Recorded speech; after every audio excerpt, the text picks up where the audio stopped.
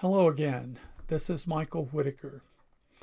This is the video that goes along with post number 8 of the 21 photo post I'm doing on LinkedIn and sharing on Facebook. The subject of this particular post is photographing emotional experiences. The photo I'm using as an example for this post, I entitled 6th Avenue at West 14th Street on 9/11. This particular image and this particular project was a very emotional issue for me. I had lived in New York City for about 2.5 years during a pretty difficult time in my life. Subsequently, New York met my needs, New York City met my needs, and I have very strong feelings about New York City and the very diverse population that lives there. I do not own a shirt that says I love New York or I heart New York. So New York in and of itself is a very emotional issue for me. It's not a neutral sort of give or take, give it or take it or leave it sort of issue. I feel very strongly still about New York City. After I moved away from New York City, I continued to visit as often as I could. My wife and I were visiting in New York on September 11th, 2001, when the World Trade Center was attacked. We were at Broadway and West 57th Street when the attacks occurred. I knew two things when I heard about the attacks. Number one, I was not going to sit around the room all day watching news reports about these attacks. The city was locked down, so I knew I wasn't going anywhere. On the spur of the moment, sort of instantaneously, I decided to walk from Broadway and 57th to as close as I could get to what they were calling Ground Zero. This caused a bit of controversy back in 2001 when I mentioned it, but my first thoughts upon learning of the attack immediately went to London during World War II. I immediately thought, is this how the people of London felt during the Blitz when the Germans just had an endless bombing going on against London? After London, my thoughts went to Dresden, Germany. The U.S. bombed Dresden one night with firebombs. 100,000 people were killed in one night. I wondered, is this how the people of Dresden felt? Of course, my thoughts went on to Hiroshima and Nagasaki and even to Wounded Knee. I thought, how do people react when they learn that their home is being attacked? New York had been my home for 2.5 years, so I knew what was going on inside me. I thought, I'm going to do an impromptu documentary project about the reactions of New Yorkers to the events of 9/11. So I began my journey. The first thing I noticed was that I didn't see a lot of panicked people running around. It was almost a surreal experience. Having lived in New York, I actually lived in Midtown Manhattan in Chelsea. So having lived in Chelsea, I'd seen people going about their business. There were a lot of people stopped and gathered, but there were also a lot of people just going about their business. On West Broadway, I saw two young boys delivering lunch just like it was another day in New York City. So I decided I'm going to walk from Broadway and 57th as close to Ground Zero as I can get and document the reactions of New Yorkers on this date. This image, which I've entitled 6th Avenue at West 14th, is the best example I have of how people reacted that day. What you see in this image is a group of people who may or may not know each other. There's no way to know. But they appeared to be part of a community.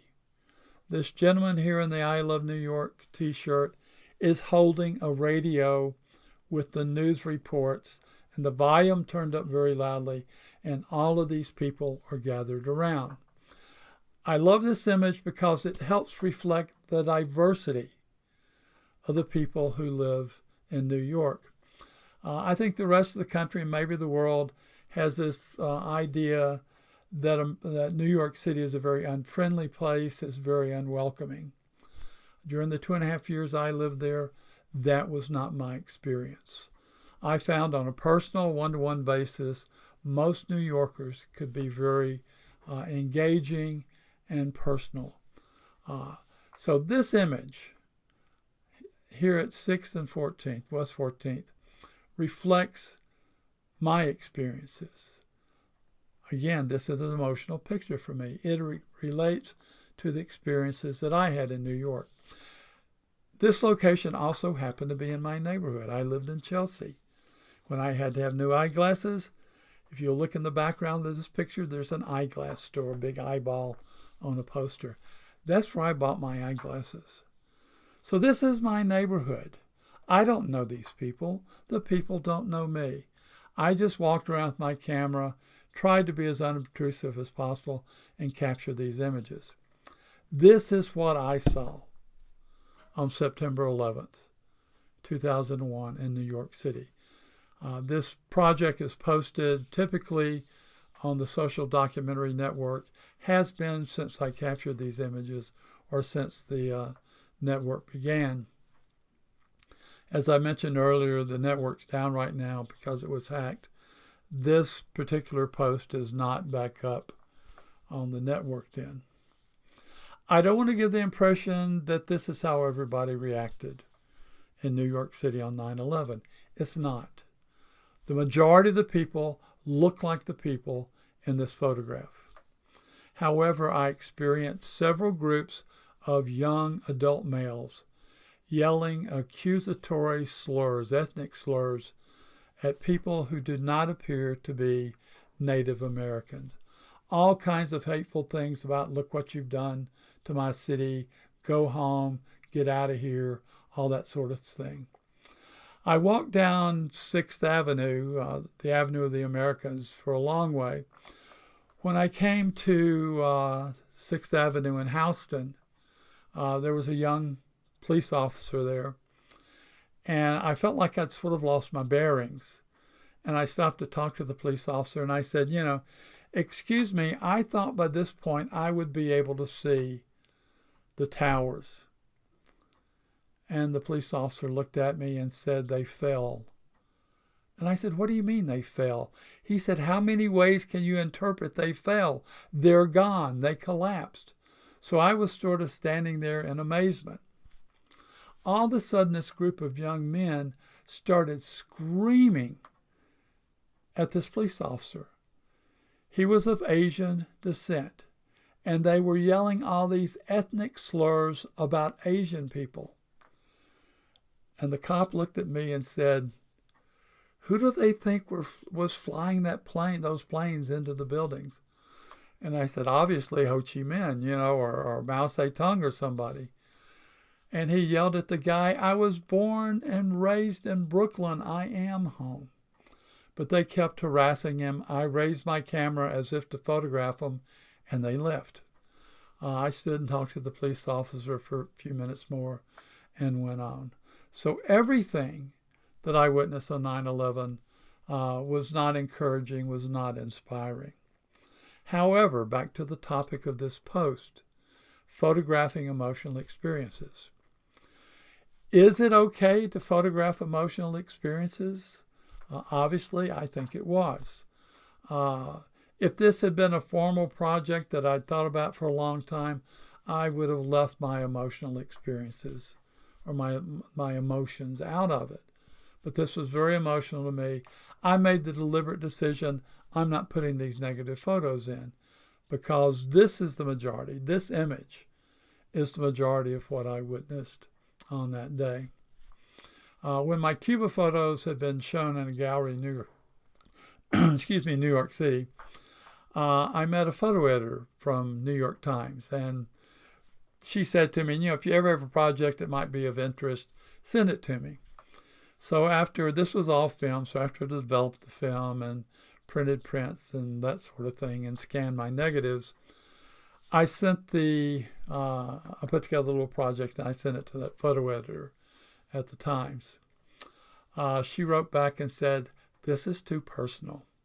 There is no place for this in the New York Times." I completely understood. She said, "As a New Yorker, I understand exactly what you were trying to do." But she said, "There won't be any interest in this story other places."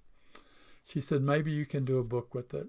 And I never have, and probably never will. So that's the point of this particular post.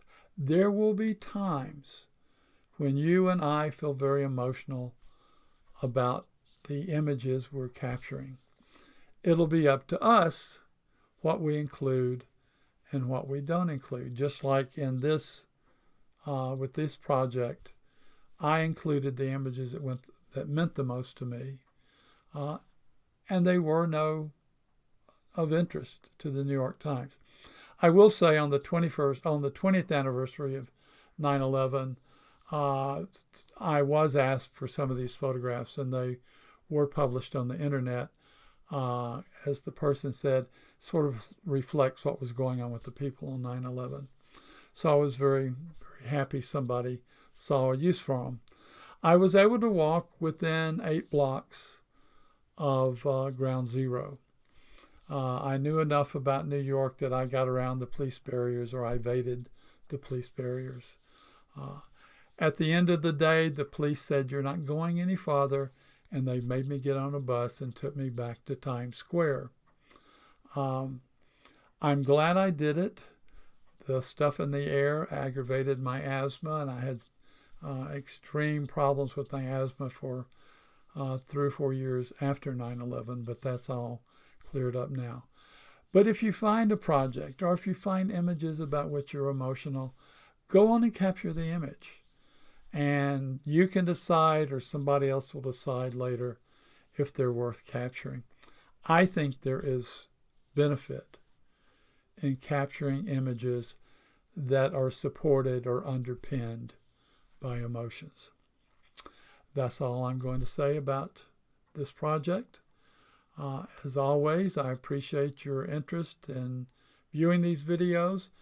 I appreciate your interest in trying to understand what was going on in my head when I capture specific images.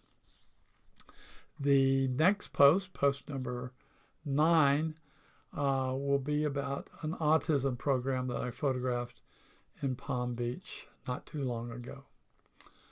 I hope you enjoyed viewing this. I will see you next time. Thank you.